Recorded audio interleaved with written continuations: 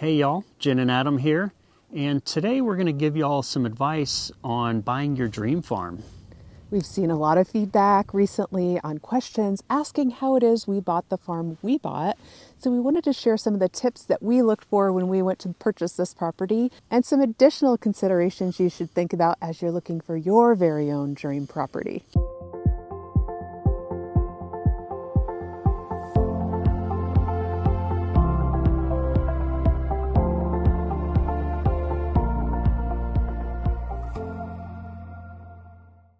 We're going to break this video down about buying your dream property into 4 different sections. The first section is the why. Second is the property itself. The third is about your community. And the fourth topic we're going to cover about buying your dream property is about the markets. The very first thing before you buy a farm is the why. Why do you want to have a farm? Is it good for you or your family? Like, what about the farm life calls to you? I understand. It called to me too. It's an amazing life. We know that farming is hard work, but we want to set you up for success when you're buying your property. So I think it's really important for the first thing to ask, and this topic is really simple, is why? Why do you want to have a farm? And what do you want to do with your farm? What do you want to grow? Do you want to grow flowers? Do you want to do the farmsteading life? What is it about having a farm that appeals to you, and how do you want to utilize your property? We bought a farm initially because we wanted to grow our own food, and Adam wanted to tend to a piece of land, and gradually we transitioned into growing flowers. Here's where we are today. It wasn't what we intended to do in the beginning, but it has evolved over time. So know that even if you have an idea of a plan for what you want to do with your farm, it may evolve over time, and that's okay. We're specifically talking to people who want to buy a farm, either to do some homesteading, some small-scale farming. If you're looking for a hunting property or just a lovely piece of property to sit and look at, not all this criteria might fit you, but if you're looking to utilize your farm and do some work on it, this video is for you. Definitely. With us in particular, we're of course referring to flower farming. We're keeping the video broad for people who want to farm anything, whether it be row crop, flowers, cows. I don't know. These are all things to consider when you're looking for a property. Or homesteading. Our next topic is going to be about the selection of your property, and the first thing to remember is location, location, location. Ideally, what you want is a location that is close to a main road, has access to many things, or maybe you want privacy. Our particular property is on a dead-end road, so we have a lot of privacy cut off from a lot of people. Yet it's near to town, so we can get into town relatively quickly and get groceries and run our kids around to different sporting events and all the things. We are lucky that we are rural, but we're close enough to get pizza delivered. And that's important to me. The little things in life. It's the little things. An important thing that you need to consider when you're looking for a property is water access. We're down here in our little draw at our creek, and it's not very practical for farming use, but it's very beautiful for our guests and our property. And for our own personal enjoyment. This is one of our little treasures here on the farm. Here on our property, we actually have access to city water. We are not on well water, which we kind of question whether that was good or bad. It is definitely nice having access to city water. However, it's a little bit more expensive, which is definitely something to consider. We are lucky enough to have some water rights with our property, so we're not taking the full brunt of our bill, but we do pay for water to some extent for sure. We laugh though, it was something that was negotiated in the early 1900s, which at that time they probably had all of their water free, or I guess mid 1900s. They negotiated all their water for free. Now it's like a very small stipend that we have access to get, offset our water bill. But we do have it, and it does count. Yeah. The other thing we looked at doing on this property is putting in a small pond. We didn't do it necessarily appropriately. It did silt in. So I would say that would be one other thing that would have been an ideal property for us, is if this property had had a pond. Yes. And we do have plans to reshape and rebuild this pond, but building ponds are a huge expense. Yeah, definitely. We are lucky enough to live in Iowa that we have this amazing soil. That's the next thing that we want to consider when we are looking for a farm is our soil. Oh, yeah, Jen's getting a handful of our awesome soil here. With the weeds in it, it's okay. We're still battling weed pressure, but it's good to know that we're starting with a nice base of really fertile, amazing black Iowa soil to start with, right? Yeah, and the property that you're looking at, if you're able to get a soil test, that would be great. Yeah. This property here was horse pasture before we moved in, so it was very compact, and we had tons of weed pressure. Horses will tear a pasture up if they're on it too long. So what horses will do is they'll constantly like nibble all the like good little fresh grass and let things like ragweed and horsetail and other garbagey weeds get huge and seed all over. Foxtail. Oh, what did I say? Is it foxtail or horsetail? Foxtail. Foxtail. Yeah. They didn't eat the foxtail. Foxtail's everywhere, and people ask us if we intentionally planted that.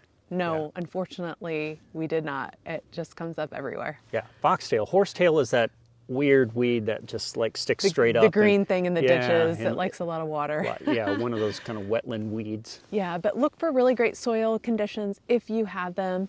We do have a lot of clay soil still on this property. If you dig in some areas, if you dig like an inch or two down, you hit clay immediately. So it's not absolutely perfect, and you're going to see on your land there's lots of different spots that have really good spaces to plant and really bad spaces to plant. If it has more good than bad, it's definitely a valuable property worth looking at. And y'all may have heard me in other videos, radishes are one of my favorite cover crops, and here's some radish cover crop. This is great for breaking up that compact soil. The root like burrows into the ground and dies off like you see here and just kind of rots, and all the organic material falls in the hole. Really amazing cover crop for breaking up compact soil, but it smells like absolute dead animal. Like this stinks right now. This really, really stinks, but amazing cover crop. The topography of the land is another thing to think about as you're looking for a property. I wouldn't say this is ideal topography, but it happened to work for us. We're on, what do you want to say? We're not on a hill, but we're on a slight curve of the land, right? Yeah, let's see, can I kind of pick it up a little bit? There like you go. that? That's a little deeper, but our property is hilly, which again is not ideal when you're talking about having a flower farm and wanting to do fields and rows of flowers. However, we learned how to work with our property a little bit, and the lavender fields that you see behind me, it actually benefited the lavender to be on a slight hill because it helps with the drainage. The lavender is not sitting in water, which is very important to be able to grow lavender, and the water drains down the hill and out, which keeps them nice and dry. Yep, and you want to consider low areas too. We have a couple of low areas where all this water kind of drains into, and it's really boggy and wet and not ideal growing conditions either. We actually came out to this property in the spring when it was really wet. It was still winter actually, but it was still wet. It had been raining or maybe snow had melted. We had an opportunity to see where there were spots on our property where there was standing water. So we kind of knew where those were, and then once we bought the property, we observed it even further. We knew where there would be standing water, and obviously those are places that we knew were kind of out of the question for places to plant, and areas that we wanted to work with to improve, to get them to start doing better drainage so that we could eventually plant in those particular places. Of course, ideally for growing, a nice flat spot, the flatter the better, but you don't want it, you know, I've seen a lot of beautiful flat spots that do hold water, so we do have some really great spots here. Like Jen mentioned, the lavender, the slope is pretty gentle where it is, so we don't get like soil erosion, but we get good drainage. I was trying to make Adam buy an old apple orchard that was on the side of a really steep hill, and he's like, absolutely not. There will be no flower growing operations going on here. We don't have mountains in Iowa, but this was like a mountainside where this little apple orchard was. I mean, it was great for growing apples, but for what we wanted to do, it was definitely not ideal. It was a beautiful property, but not ideal. Yeah.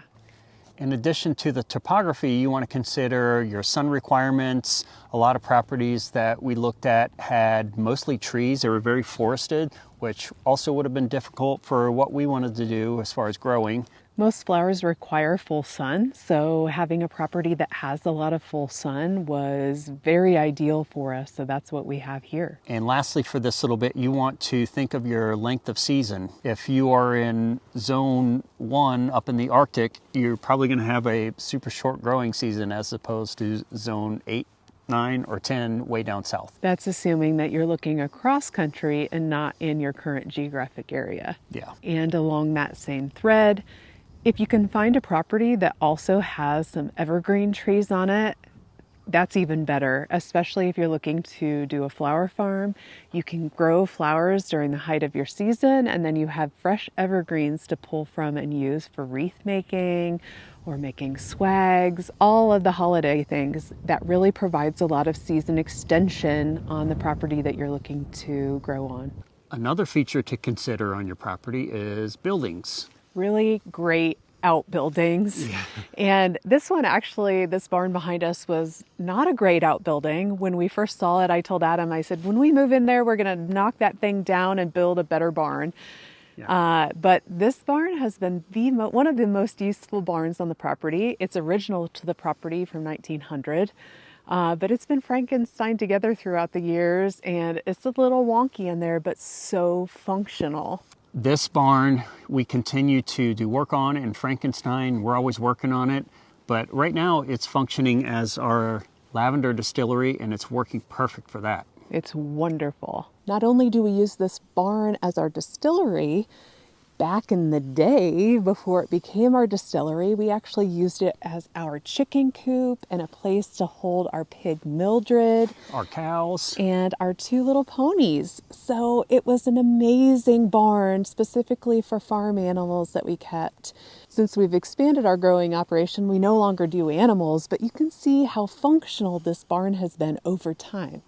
And unfortunately, we lost all of our chickens to predators, so we are going to get chickens again, but we're in the process of building a chicken coop up by the house and have it be like an armory. We got to protect them from sides, bottom, top, every direction. Yeah, dig the fence down to the ground, high up. Yeah. Really lock those girls in. It's important also to look for other outbuildings. When we moved here, this was a horse barn that they were basically, they built and were unable to use because it was graded poorly. So the water from the slope just kind of collected in here, and the horses would just make it like a huge mud pit. Yeah. So this was empty, dark, and muddy, and it's a building that we've slowly improved since we've been here, just step by step. And now it's an amazing little event space for us. Yeah, we use it as an event space. We teach workshops and classes in here. It is invaluable from being able to have a farm and being able to share some really cool experiences. But we show you this because we want to give you hope. If you're looking at a property that has kind of some rundown old buildings, know that you can fix them up and achieve something like this to be able to teach or do other things, or even convert it into a little studio space for flowers, right?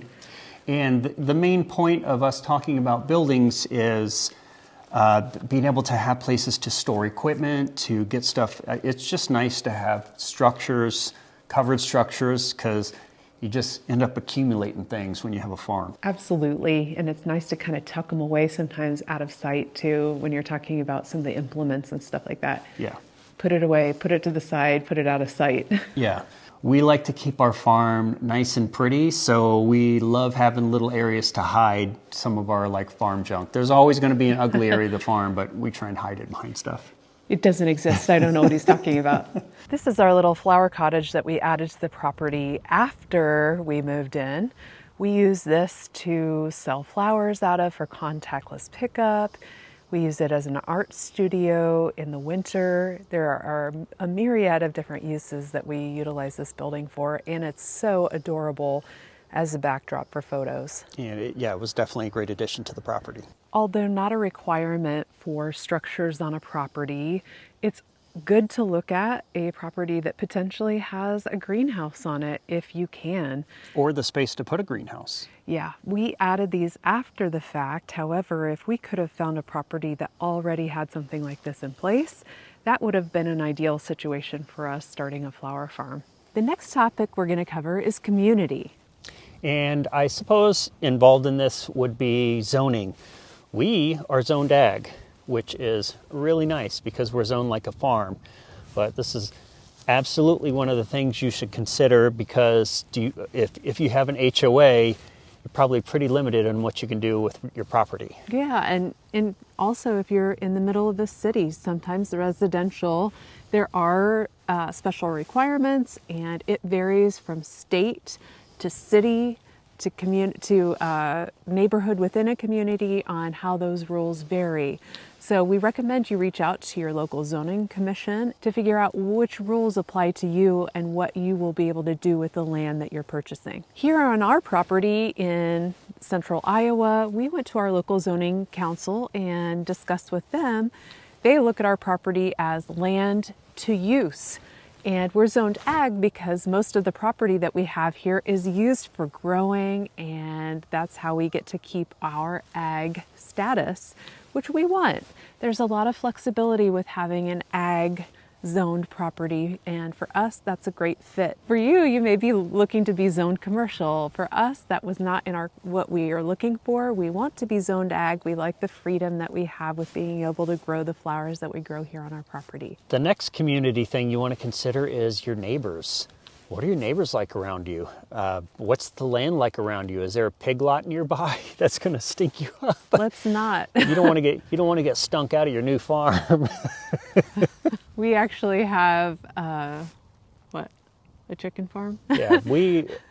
Nearby. Well, it's probably a few miles from us, but we have a chicken egg farm place. I don't know. It's one of those giant chicken house things. And when the wind gets caught just right, it smells like chickens. Yeah, it's pretty rare, thank goodness. But every once in a while, the wind catches it just right, or maybe it's no wind and it just kind of like sits heavy. But it's not a very pleasant smell. You also want to think about, are your neighbors going to be cool with what you're doing?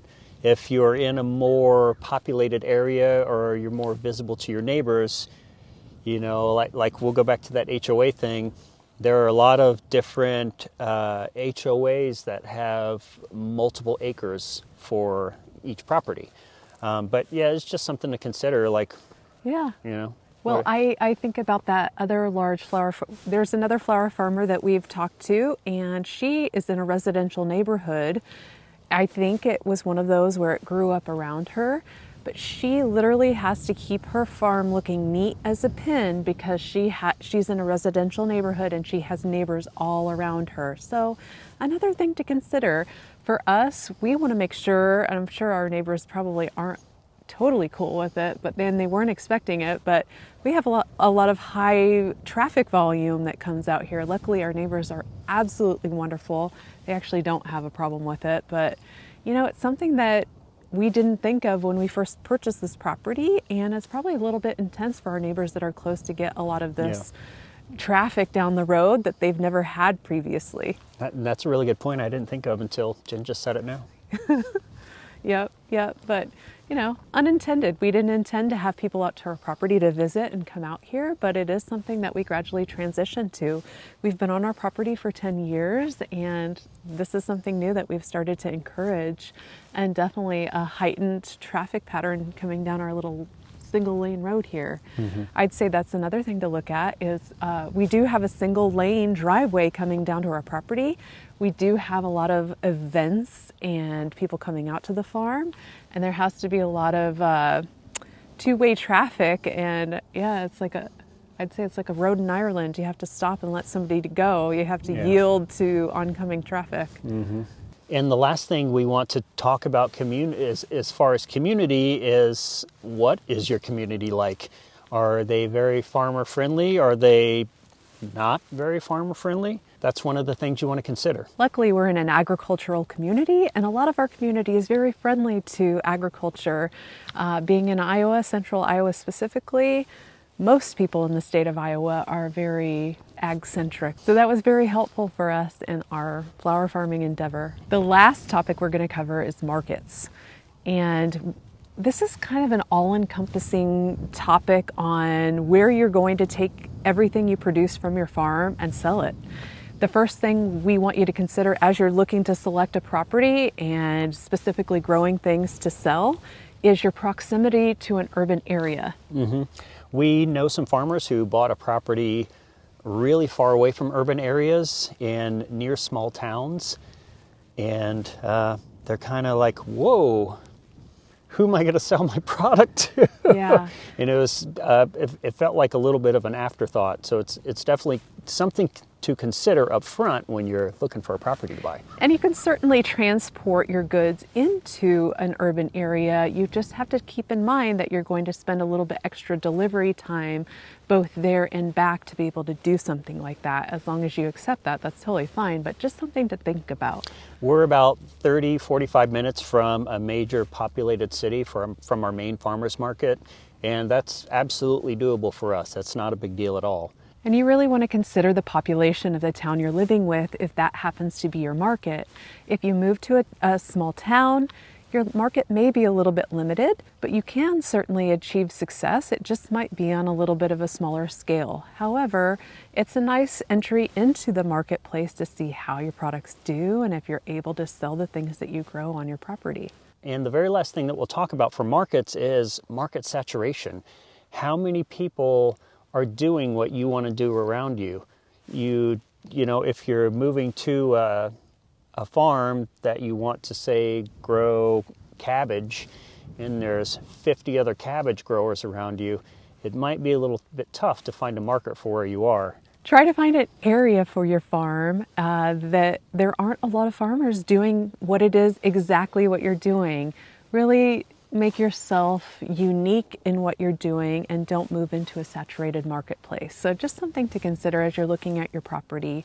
Who's doing what around you, and where could there potentially be a gap in the market to maybe do something a little bit different? Homesteading and getting back to the land is becoming more and more popular and people are looking to get out of the city and get a little piece of property.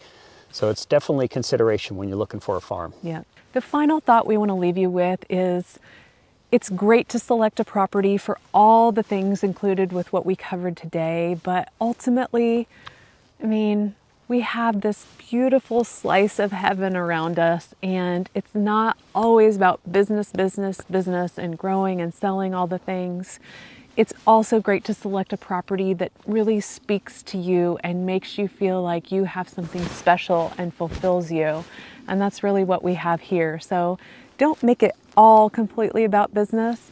The property you select has to make you happy, and it has to be something you enjoy. Even after 10 years of being on this farm, we absolutely still pinch ourselves that we have this amazing opportunity. I absolutely love having a piece of land to take care of and attend to walk around. It's very peaceful. It's very nice. It is a lot of hard work, but it is one of those labor of love things for sure. Absolutely. So we hope that gave y'all some insight into what you kind of want to look for with buying a farm. Hopefully it wasn't too much information for you. We wanted to think of as many variables as we could to, it's nice to just know. Some of them might seem like a little bit of common sense, but being able to have, once we actually wrote this list down, it was a good reminder for us for a lot of things. Absolutely. So today we covered what you would look for when you go to buy a property. We're going to be doing a follow-up video of when you actually buy your property, what's next, how to do your planning. So it kind of goes in sequence with what we're looking to do. First buying the farm, and then what do you do with it? If y'all enjoyed today's video, please smash that subscribe button and hit the like while you're at it, and we'll see you next time. As always, thanks for joining and happy growing.